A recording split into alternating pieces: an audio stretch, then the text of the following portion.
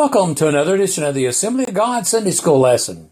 Today's lesson is for July the 13th, 2025, Summer Quarter, lesson number 7. The title of today's lesson is Job Repents, God Restores. We've been studying Job for several weeks. We've learned that Job was a righteous man. We've learned that Satan was allowed to test Job. Job lost everything in that testing. He lost his wealth, he lost his family, he lost his health, and his friends turned on him. Job began to question God. Last week we saw God's response to Job. Job realized he didn't have the right to question God. Job 42, 1 through 3. Then Job replied to the Lord, I know that you can do all things. No purpose of yours can be thwarted. You asked, who is this that obscures my plans without knowledge? Surely I spoke of things I did not understand, things too wonderful for me to know. Job now understands that he has no right to question God. His knowledge is too incomplete to question God. God's decisions are so far above man's ability to understand that man has no right to have an opinion on the validity of God's actions. Job 42, 4 through 6. You said, listen now, and I will speak.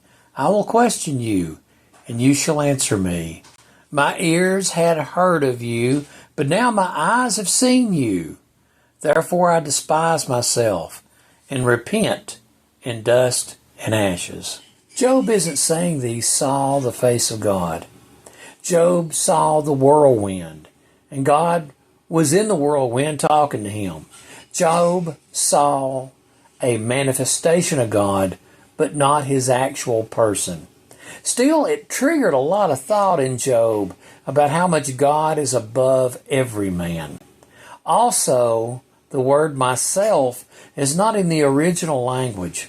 Job could have been saying that he turned against his ideas and not that he now hated himself. Job 42, 7 and 8. After the Lord said these things to Job, he said to Eliphaz the Temanite, I am angry with you and your two friends, because you have not spoken the truth about me, as my servant Job has. So now take 7 bulls and 7 rams, and go to my servant Job, and sacrifice a burnt offering for yourselves. My servant Job will pray for you, and I will accept his prayer and not deal with you according to your folly. You have not spoken the truth about me as my servant Job has. How ironic is this? The friends of Job had questioned Job's integrity. They said he must have sinned to trigger all this calamity that hit him. Now, God sets them all straight. They're the sinners, and they need the prayers of Job for forgiveness. They are the ones needing help. So Eliphaz the Temanite, Bildad the Shuhite, and Zophar the Naamathite did what the Lord told them, and the Lord accepted Job's prayer. It says a lot about the wisdom of Job's friends that they listened to God. We should always follow their example when God convicts us of our stupidity. Heed the call of God. Job 42, 10 and 11. After Job had prayed for his friends, the Lord restored his fortunes and gave him twice as much as he had before. All his brothers and sisters and everyone who had known him before came and ate with him in his house. They comforted and consoled him over all the troubles the Lord had brought on him, and each one gave him a piece of silver and a gold ring. Friends, be like Job and don't hold grudges. Job's friends had treated him so poorly. Then they asked Job for help. They repented. Job forgave them and prayed for them. We should follow Job's example when our friends apologize to us. Forgive and let it go. Job 42, 12 through 17. The Lord blessed the latter part of Job's life more than the former part. He had 14,000 sheep, 6,000 camels, 1,000 yoke of oxen, and 1,000 donkeys.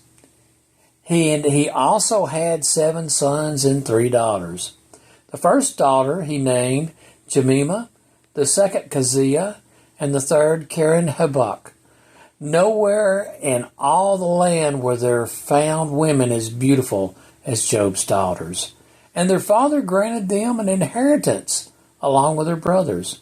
After this, Job lived 140 years. He saw his children and their children to the 4th generation, and so Job died an old man and full of years. Job's wealth, health, and happiness is restored. The interesting thing about this story is that Job never gets an explanation of why this happened. That is one of the most profound teachings from the book of Job. Sometimes you never know why bad things happen. The lesson that Job gets from this experience, though, is that he does not have the right to question God. We don't have that right either.